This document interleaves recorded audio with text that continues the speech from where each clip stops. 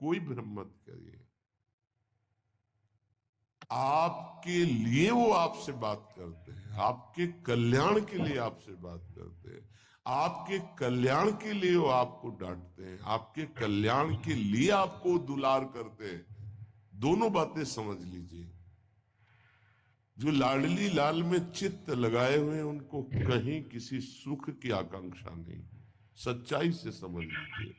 अगर वो सुख का कहीं खेल खेलते तुम्हें नजर आ रहे हैं, वो तुम्हारे लिए, तुम्हें दुलार कर रहे हैं, निकल चलो। तुम्हें डांट रहे हैं, निकल चलो। तुम्हें प्यार कर रहे हैं, निकल चलो। तुम्हारे मन को अपने प्यार में फांस करके श्री जी के चरणों में समर्पित कर देना, यही काम है। ये सब संतों का यही कार्य। तुम्हारे संसार के प्यार में फैले हुए मन को समेट कर अपनी वाणी, अपने प्यार के बल से उसे प्रियालाल के चरणों में समर्पित कर देना। पर आपके अंदर ये चाह हो जाएगी, तभी आप उस प्यार को समेटने में सहयोग दे पाएंगे। मुझे अब इस ब्रह्मा के रचे हुए माया से मुक्त होना है। पर आप तो इन्हीं खिलौनों में राजी हैं, और जब इन खिलौनों से मन को हटाने की बात कही जाती है तो आपको बुरा लगता है। आपसे जिससे कहा जाता है कि अब आप ऐसे रहिए, मनो चिन्हारो नाय, आपको लगता है कि हमारे संबंधों में प्रहार कर रहे हैं। तुम्हारे संबंध जितने हैं इनका प्रहार पहले हो चुका है काल के द्वारा, तुम इनको नहीं रोक पाओगे। काल पहले ही काट चुका है सारे संबंध। बस तुम संबंध का राग लेकर के यहां से जाओगे, दुर्गति हो जाएगी। और संबंध को प्रियालाल के चरणों में समर्पित करके जाओगे तो सदगति हो जाएगी, अनुराग हो जाएगा। जो आसक्ति संसार के संबंधों में, वही आसक्ति जब संत महापुरुषों से हो जाती तो मोक्ष का खुला हुआ द्वार, ये भगवान कपिल देव जी कहते हैं। आप अपना अधिकार अपने में मत रखिए, गुरुजनों को दे दीजिए। अब हमारे जीवन की बागडोर आपके हाथ में है, आप जिस दिशा में चाहें ले चलें। हमारा केवल आपकी आज्ञा पालन करना कर्तव्य। तो कह रहे कदापि चिन्मयादुपरि चेत स्पृहारोहणे।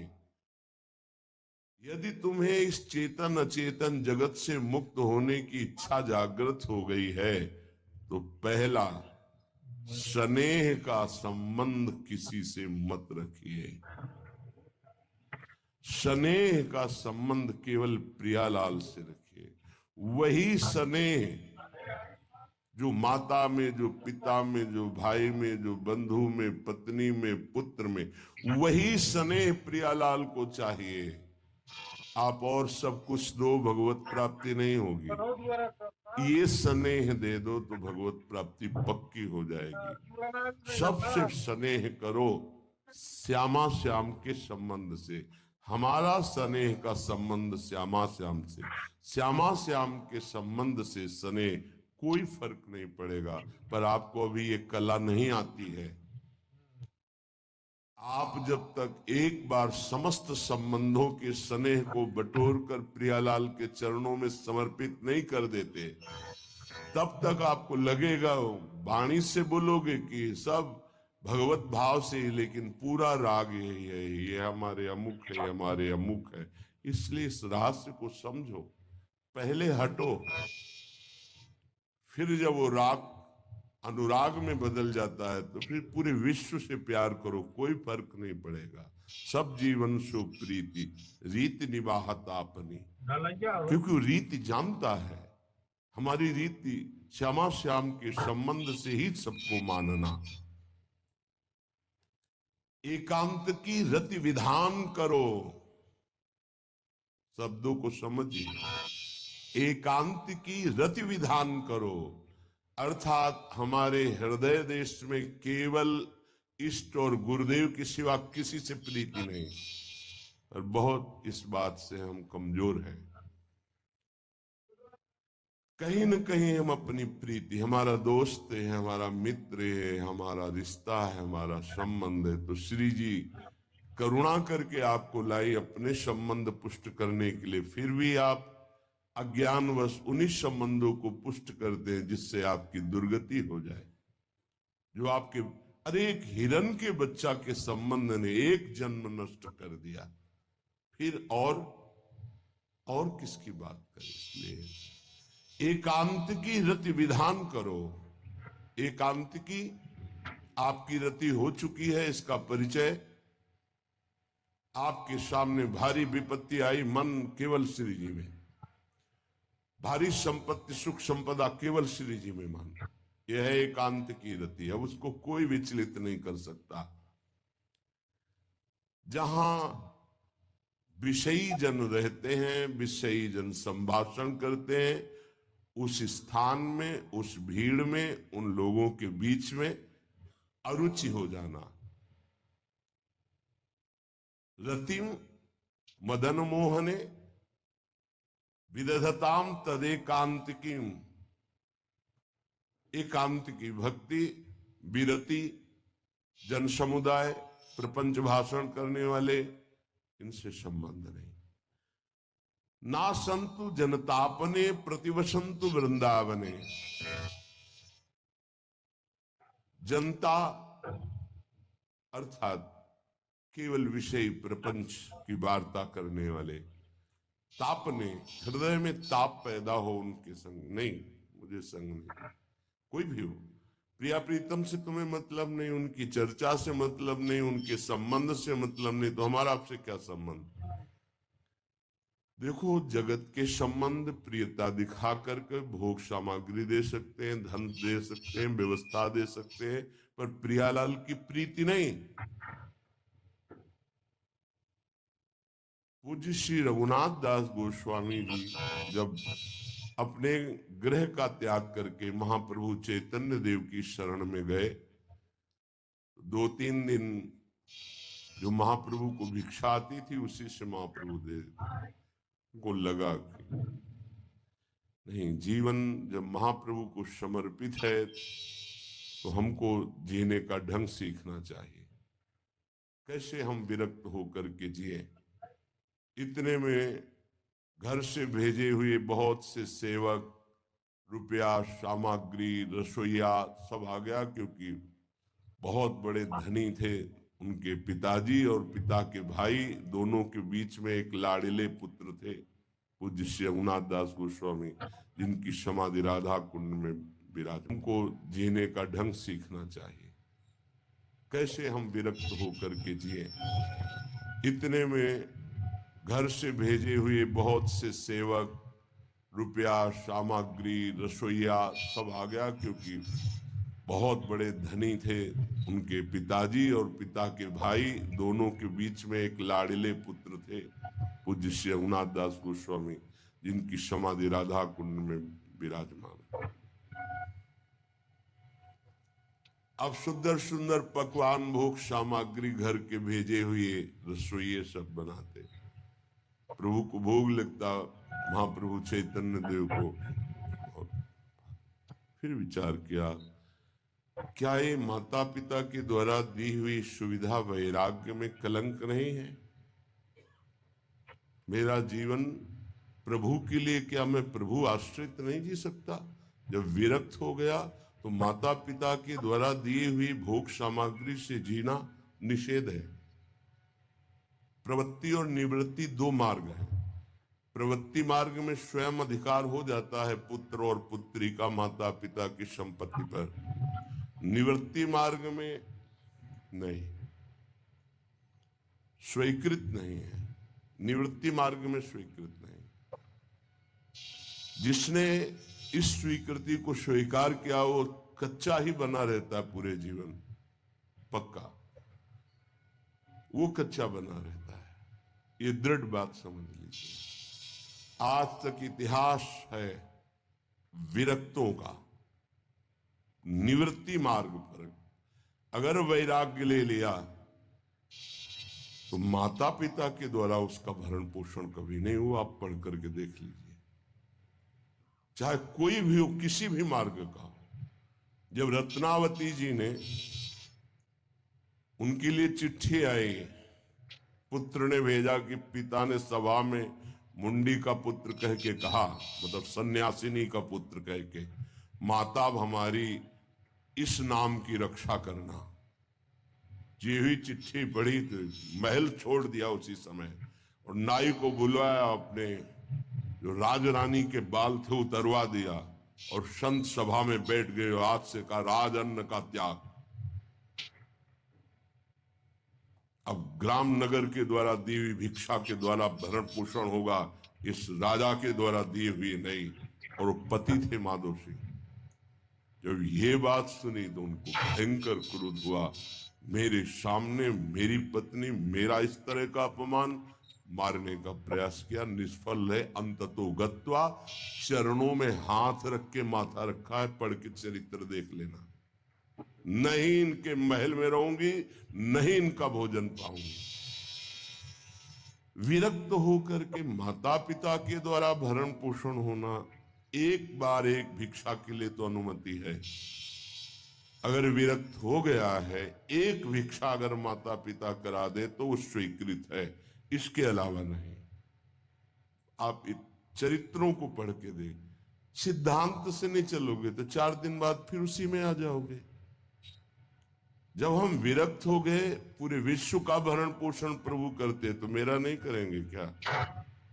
आज अगर कोई जुड़ा है तो वैराग्य और भगवत प्राप्ति के लिए जुड़ा है। हमारा संबंध संसारिक नहीं, भागवतिक।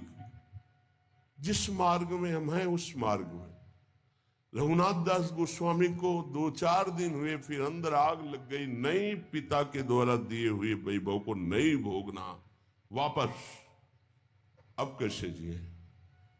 जहां सिंहपौर पर जगन्नाथ जी के सब भिक्षुक खड़े होते थे, उन्हीं के बीच में खड़े हो गए। अब जो बांटते हैं तो उनका स्वभाव है लेने वालों का दौड़ दौड़ कर आगे लेना। कभी कभी मिलता, उनको शांत खड़े रहते तो पा लेते, नहीं मिलता प्रसाद तो भूखे रह जाते। फिर विचार किया, इसमें खड़े होकर के भी एक वृत्ति बनी रहती कि आने वाला देगा, ये भी ठीक नहीं। एक जगह अन्न क्षेत्र में अन्न बंटता था, वहां से जाके लाने लगे। फिर विचार किया, विवेक धैर्य नहीं लेने देता।